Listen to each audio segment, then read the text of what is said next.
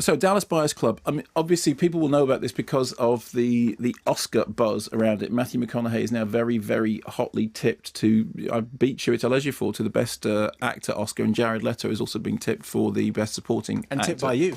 Yeah, no, I think that's right. I think that, I mean, I'm not sticking my neck out there. That's what the bookies think, but I think they're absolutely right. So it's just to be clear, so you think McConaughey for Best Actor? Yeah, and Jared Leto for Best Supporting Actor. I mean, if it were my choice, I would say Chiwetel Ejiofor for Best Actor and Barkhad Abdi for Supporting Actor. But I think it's going to go to Matthew McConaughey and Jared Leto. And I have to say that in both cases, I think, they'd be deserving wins. I mean, they're very, very, very fine performances indeed. In fact, the performances are the things that are grabbing all the attention. So the story is, which is inspired by the real-life story of Ron Woodroof, who's this kind of very, as per the film, is this very sort of, macho rodeo redneck who, in the middle of the 1980s, is diagnosed as HIV positive and utterly refuses to believe that somebody as manly and butch and straight as he is could possibly be diagnosed suchly. Here's a clip. You've tested positive for HIV, which is the virus that causes AIDS. Mr. Woodroof, have you ever used intravenous drugs? Have you ever engaged in homosexual conduct? Homo. Did you say homo? Yeah. That's what she said, didn't it? Look at me. What do you see, huh? The goddamn rodeo's what you see. Mr. Woodroof, can you just... Your T cell count is down to 9. A healthy person has between 500 and 1,500. So frankly, we're surprised you're even alive. Surprise, yes. You made a mistake. Must have mixed up my blood samples with some daisy puller or something. We ran the blood test several times. Here's some information about HIV and AIDS that you might find informative, and these are your test results. Mr. Woodroof, you can listen to me for a moment. I know this can be a very scary thing. I know you're probably feeling overwhelmed right now. But what we would like to do is to impress upon you the gravity of your situation. Based on your health, based on your condition, based on all the evidence we have, we estimate you have 30 days left to put your affairs in order. 30 days? I'm sorry. Let me give you a little news flash. There ain't nothing out there can kill Ron Woodroof in 30 days. So it's not a plot spoiler to say that obviously what happens is that he proves them wrong. And what happens during the course of the film is that firstly he's taking his AT, then he goes elsewhere to find other medication, which he then starts bringing back into the US to use and then to sell. And the Buyers Club at the centre of it is this way of kind of getting around the FDA regulations, which is that you charge a membership fee and then you distribute the drugs for free. So technically you're not selling unlicensed drugs. And that's the sort of the central thing. Now, we talked a while ago about, there was a wonderful documentary, an Oscar-nominated documentary called How to Survive a Plague, which looked in great detail about how, during this period in the 80s, often people with HIV and people with AIDS knew far better than the medical companies or the doctors exactly what worked and what didn't. And that documentary it was about the ACT UP campaign, and it was about how what happened at ground level, people working outside of the sort of the authorised treatments were really pushing the boundaries and really discovering what was going on. And in the course of the drama, that happens in Dallas Buyers Club. But what you centrally have is a character who at the beginning of it is this absolutely unbelievable, bigoted, redneck, misogynist, homophobe, aggressive, unpleasant character who, for reasons which are nothing to do with charity, for reasons which are entirely to do with self-survival and also to do with money, ends up bringing these drugs in and suddenly finds himself, supplying a whole market. And what he needs to do, therefore, he needs to find a way into it. And so he befriends, in inverted commas, this transgender character played by Jared Leto, called Rayon, who is a composite character. I mean, Ron Woodroof is a real guy, but he's a composite character, as indeed is the character played by Jennifer Garner, who's Dr. Eve Sachs. And during the course of the drama, they sort of start to become a kind of old couple. They sort of find a way to coexist with each other. And his whole attitude towards the people against whom he was utterly bigoted before begins to change. Now, obviously, when you look at that story, you go, well, there is a comparison to some extent with Philadelphia, because the thing with Philadelphia was Denzel Washington's character at the beginning is very sort of homophobic and doesn't, he's sort of even troubled about meeting Tom Hanks's character because it's like an age-related unfair dismissal case. But during the course of the drama, he comes to sort of befriend him.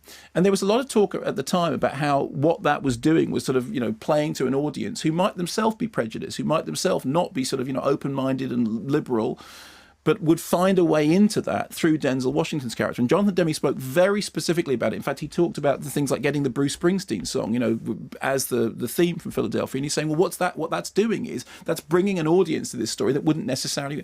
And there is certainly in Dallas Buyers Club an element of that going on. And I know it's not to everybody's taste, but it is attempting to play to a mainstream audience and bring them... Because actually at the beginning of it, Woodroof's character is so obnoxious. He's so sort of, he is like almost a caricature of this rodeo redneck. In fact, there's been a lot of stuff about people who actually knew the real guy say he wasn't that obnoxious. The way in which the drama plays is that he has to go from being utterly horrible to much sort of accidentally heroic as the film goes on. You sort of follow him on his journey. Matthew McConaughey's performance is terrific. I mean, obviously, people have commented a lot on the weight loss thing. He lost 30-something pounds. But the weight loss thing is just the dressing of it. And you get past that very quickly. And I mean, it is always problematic whenever any actor goes through a sort of physical change. It's the thing that you notice. I mean, people always talk about Robert De Niro and, the weight gain for Raging Bull. If people remember the Christian Bale movie, The Machinist, I think the only thing everybody said about it was look how much weight he lost for it. But in fact, what McConaughey does is that's a very, very small part of it. The main part of it is that he completely embodies this character who at the beginning is this absolutely, single-minded, selfish, and as far as the movie's concerned, quite dangerous to be around character, and gets you to come with him on this journey. I hate that phrase, but that is what happens during the course of the drama. And I think Jared Leto breathes, tender life into a character which, as I said, is a composite character and therefore could be just a cipher. And again, I know that not everybody feels completely happy with that, but I think that what Jared Leto does is to take a character that in other hands actually could come off a lot worse and make him sympathetic and and interesting, make her sympathetic and interesting. And then you have the Jennifer Garner character, who is, of all of them, the most clearly a cipher, the role which is most clearly a cipher, because she's sort of the medical profession, and she's the doctor who's nice, but at first she doesn't trust him, but as the journey goes on, she sort of discovers that, and of all the roles, actually, oddly enough, that's the one that it would be the easiest to make a complete pig's ear of. And she doesn't, because she plays it very, very straight. So you have at least two very impressive performances. You have Jennifer Garner making the best of a role, which is it's a difficult thing to play, because the fact of the matter is, if you take Jennifer Garner's performance away, her role really is a kind of underwritten, functional, are you getting the message of this? And then Jean-Marc Vallée, who's directed it, who made a film a while ago. I want to say it's called Crazy. It's actually called Crazy, because it's an acronym is the word I'm looking for, isn't it? Which is this lovely sort of intelligent, very sort of light touch coming of age drama about people finding their own identities and they're discovering who they really are. And the same lightness of touch works here. Yves Bélanger is the cameraman, shoots on 235, widescreen, but very sort of loose, very handheld. There's no the music that's in the film is all diegetic music. It's all music that's coming off the radio or coming out of a jukebox or being overheard. So there is music in the film, but it's all coming from the world of the film, which adds to this general sense of, it's not verite realism, but it adds to the sense of it being authentic as opposed to it being something which is constructed, something which is orchestrated. It is, in the end, the performances are the thing that really make it. But I think it's worth saying as well that it's a drama that is trying to play to the most mainstream audience and is trying to to find an uplifting story in what looks at the beginning like terribly tragic circumstances, and does do that thing about balancing comedy and tragedy rather effectively.